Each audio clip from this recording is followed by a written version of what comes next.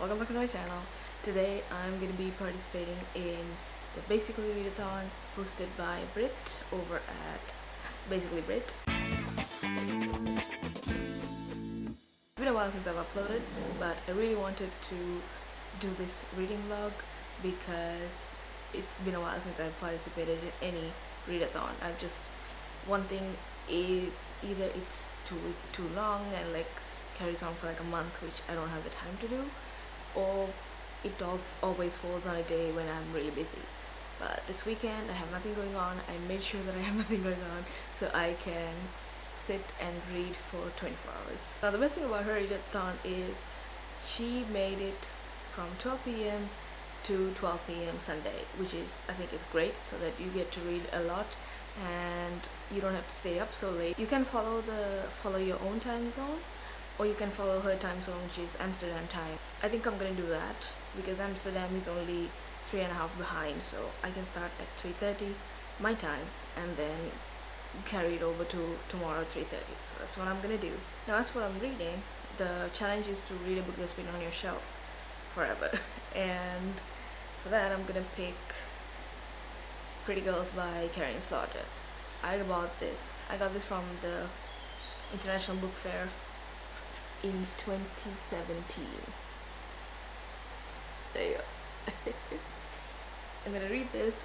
I know this is a popular book and a lot of people have said it's good, so I'm excited, and I will check in when the readathon starts, which is in another 3.5 hours.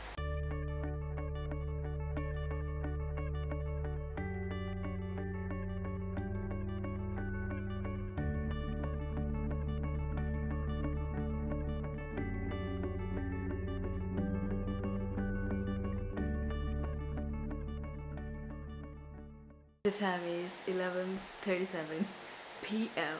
This is my first update. This is the problem with 24-hour reading vlogs. I just can't stick to them, but I'm determined to get some updates out to you regarding this book because I'm about 50 pages in and the day just passed by. Okay, the Mass Effect Legendary Edition came out a few weeks ago and I've just been playing it and there's no excuse.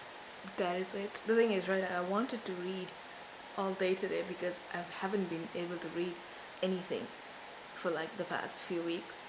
Only like a couple of chapters from The City We Became. Anyway, about this book, it's about two sisters. Their third sister disappeared about 20 years ago and they've been estranged since then, and I think there's in present day there's a new girl who has gone missing, and that kind of brings them all together, and one of the sisters' husband gets killed by a mugger. I'm still at like the very beginning stage of it. It's only 50 pages and I think I've read 2 or 3 chapters the whole day, but I'm currently following the reading sprints that's on Brit's channel for the readathon, and hopefully I can get some reading done with them because I hate failing things, okay? And I don't want to force myself to read. That's something I would never do, but I'm in the mood right now and I'm wide awake even though it's 11:30. So yeah, I'm gonna do that and I will update you on the book. Hi guys, it's the next day and it's about 1 p.m. and I am like 100 pages into Pretty Girls. I don't think I'm gonna finish this book. Sorry. I wanted to finish it, but you know, things happened like they always do. What I'm gonna do is, I clearly don't have enough clips for this to be like one 24-hour readathon.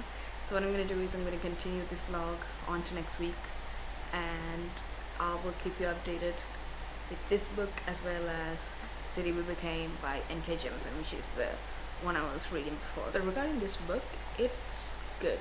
It's been a while since I've read a good thriller book. Still starting up. There hasn't been any major incident except for like the prologue where the husband gets killed. There was 3 sisters. One of them disappeared like 20 years ago. Everybody kind of drifted apart after that, and I think the parents got divorced. I'm not sure if this is there are like intervals where somebody is narrating the story to us about what happened to the third sister, and I think it's the father. It has to be the father. And I don't know if he's a reliable narrator. Anyway, he's just narrating what happened to her, and that is interesting. I am really intrigued about that because I love reading murder mystery novels. I was just watching Castle for like weeks before I picked this up. So yeah, I am very into that sort of thing. So Julia is the missing sister. There's Claire, and it's her husband Paul who died, was killed by the mugger. And then there's Lydia who has a daughter and lives somewhere else.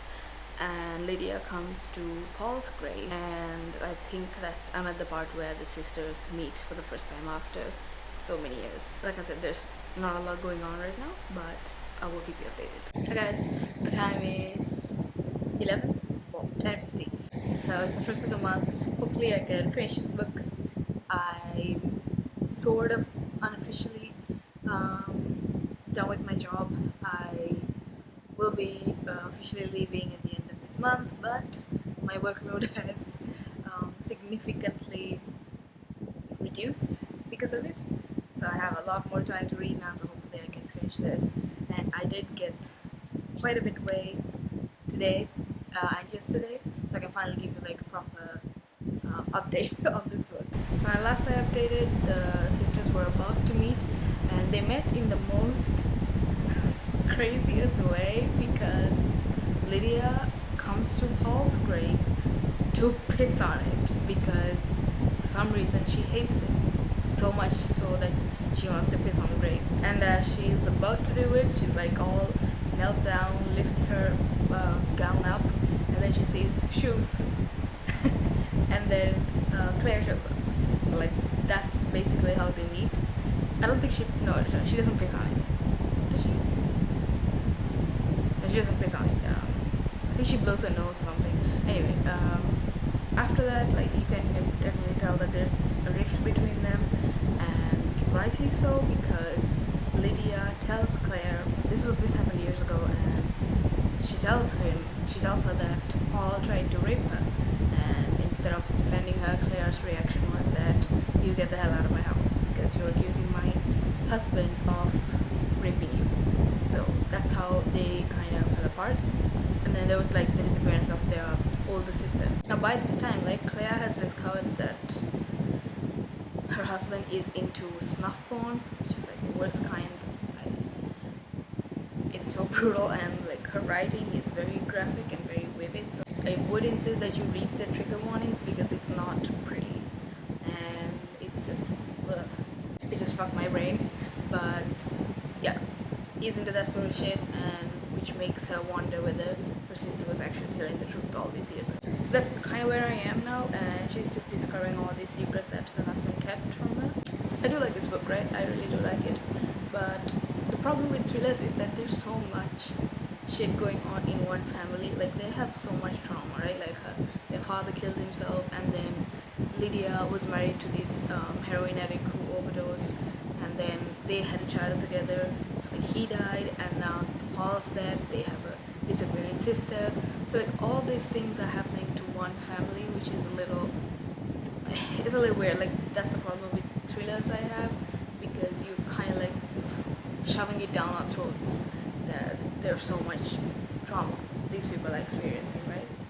And I remember that a lot of people say that A Little Life was trauma porn, which I don't agree. This is trauma porn. Like there's so you just for the sake of getting a reaction from us, you're putting all these stuff in. And then there's also the creepy detective who I have no idea why he's creepy, but we'll see. But I'm not dismissing this book, right? Because I know reading a thriller, I know exactly what I'm getting, so I'm not really surprised, right? I do enjoy this. That's exactly what I want from thriller. I'm not really looking for good characters or good relationships or whatever. Like just even the two sisters, right? Like trying so hard to tell me that they are very different, but they're really not. It's like reading about the same character, but it's fine. It's really I like these exciting bits. Like I'm flying through it because there's something always happening, and it's kind of what I want. Update time. I don't know what day it is. I don't know what time it is, but I'm giving you an update because that's all we want, right? I'm like quite a bit of the way through the book now, and I still stand by what I said before. the author heavily depends on this violence and this brutal, very graphic idea of torture porn, which basically 90% of this book. And I get it, right?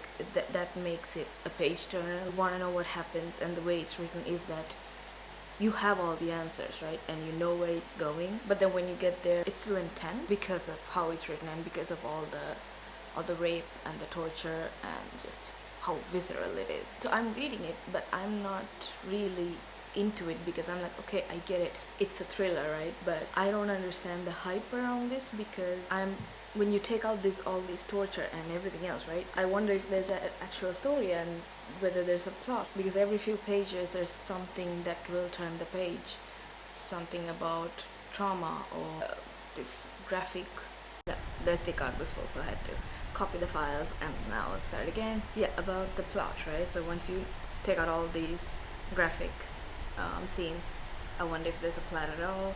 I know that with thrillers a lot is dependent on the intensity of it, but I also think that you can write a good plot. Books like, I'm thinking of Ending Things, right? It's not violent or it's not graphic at all, but it's such a good thriller because it's such a good page turner, because it's very intelligently written.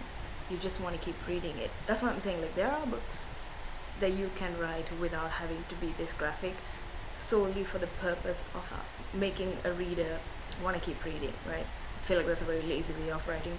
So I don't know why this is such a hype book. Maybe because of this torture porn. Like, I get it. I haven't read something this graphic in a while, I think. I can't remember. I must have definitely read something like this before because I used to read a lot of crime and mystery and thrillers. I think this is going to be a 3-star. I mean, I think I have about 150 to 200 pages left. I'm sure there's going to be like a big twist at the end as well. I will check back in with you with my final thoughts, but I don't think it's going to be any different. Hi guys, I finished Pretty Girls last night and it's about 1:30 on Saturday, and I'm finally gonna give you my thoughts. It's definitely a 3 stars for me. I created these reading journal stickers for my shop. I'll link it down below, and there you go. This is what it's just me. Look at that. That's the best way I can describe it. And if you hear people talking, that's just my sister on the phone.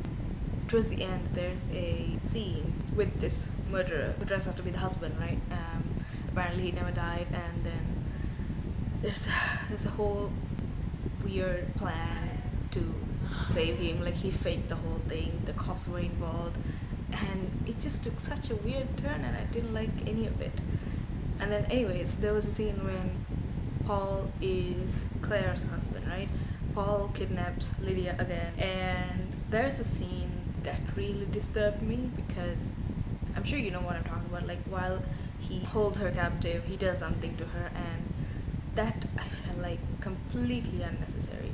It's not his MO as a serial killer, it's not his father's MO. There was nothing to indicate what he did.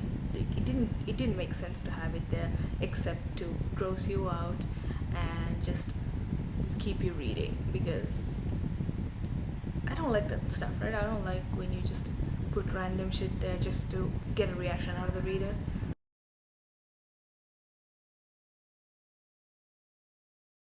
My battery's about to die, so I'm gonna wrap this up. Yeah, it's 3 out of 5.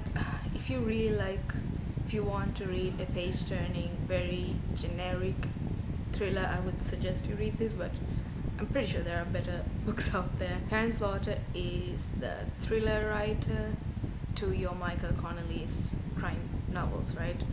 It has that same vibe. They're good reads, right? They're entertaining while you read it, it's enjoyable, but they're very generic. So yeah, not the best one, but I'm glad I read it because this has been on my shelf for like such a long time. So I'm gonna end this vlog here. I will be reading City We Became after I'm gonna finish this, because I've been reading this for like a month now and I need to finish that. But yeah, I will see you in the next video. If you like this, give it a thumbs up and subscribe.